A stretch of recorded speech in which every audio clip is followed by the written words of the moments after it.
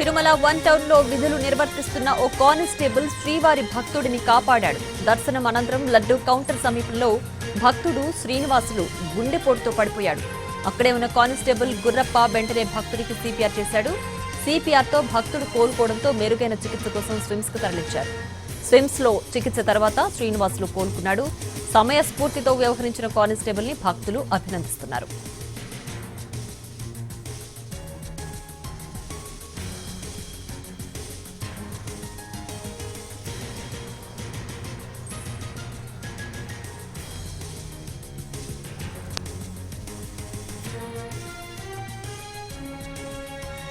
Tirumala 1 town లో విధులు నిర్వర్తిస్తున్న ఓ constable శ్రీవారి భక్తుడిని కాపాడాడు.